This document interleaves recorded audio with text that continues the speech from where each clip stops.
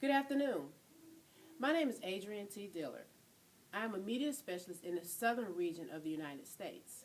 I currently resource a K through 5th grade elementary school's media center. I am going to give you simple steps today on how to challenge a book. When parents ban a book in their home, we can all agree that this is their right and their choice. When they know what their children are reading, they read the book and they discuss the characters, the plot, and the issues in the book. This keeps their children talking to them about the books they read. If they read the books and decide it's not appropriate for their child, or that it should be read when the child is older, then we all agree. This is good parenting. When parents decide that a book is not right for anyone else's child, and they make demands that it be removed from the local schools or the public libraries, then they are taking over the role of a parent from other parents. Stop now. They are, in effect, acting as bullies. And we know that there is a zero policy for bullies.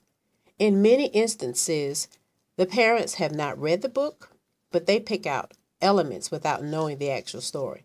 These parents are demanding that their decisions govern what other people read, think, and do as parents. And that is fine. But we have a process, and we must address these challenges. We must use a carefully crafted library policy.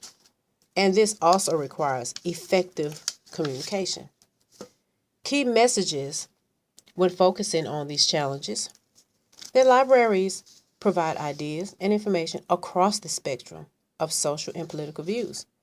And libraries are one of our great democratic institutions. They provide freedom of choice for all people, and that parents are responsible for supervising their own children's library use. Invite the family in and ask them to have a seat. Greet the family with a smile and invite them to have a seat and give them a package of what you are about to go over. Then stress to them how you understand their concerns. And then you let them talk. Stay professional and factual and avoid the words "I think" and "what you should" and "what the others are doing." Library jargon and your personal opinion is not what is important right now. Stay calm and courteous and make sure you take notes and listen for "my child" and "my beliefs" and my.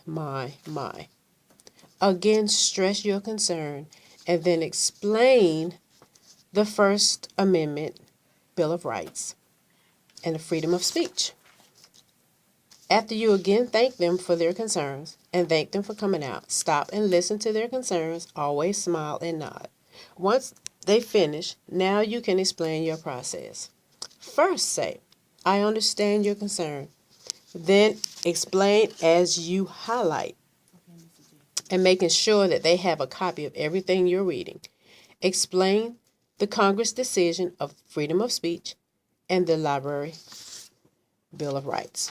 The freedom of speech will make no law based on religion, and Congress will not take anyone's right to practice whatever religion they wish. Congress will not shorten or take away our right to speak as we please, our right to cover stories and document stories, and our right to peaceably come together and protest something that we do not like. And that's where the parents are coming in. The American Library Association affirms that all libraries are forums for information and ideas, and that the following basic policies should guide their services. Our books and other library resources should be provided for the interest and information and enlightenment of all people.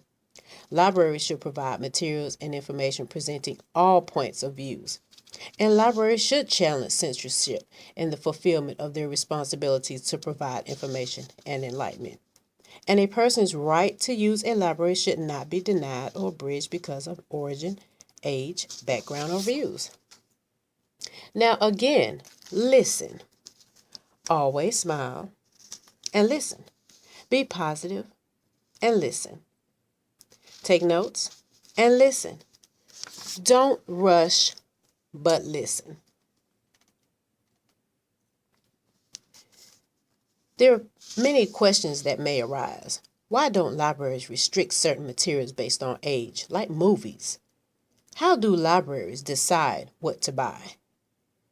Does that mean a child can check out a Playboy book or any other type of book? I pay my tax dollars to support the library. Why shouldn't I be able to control what my kids are exposed to? All of those things come back to the same decision. You have the right for your child to read whatever you want them to read, but you cannot make the decision for someone else. If your parent decides that it's okay and we will not let your child check out that book, then show the parent how the checkout process is. And we can put a note on the checkout process so that that child will not be able to check out that book. But if they still do not want the book to be in the media center, then explain the process that will take place. You must be clear that the materials under which are reconsidered will not be removed from the shelf or have access restricted pending completion of the reconsideration process. You must also develop and discuss a time frame to guide the reconsideration process. For example, the building principal should act within 20 working days. Make sure you emphasize that the reconsideration process is to collect information in order to make thoughtful decisions.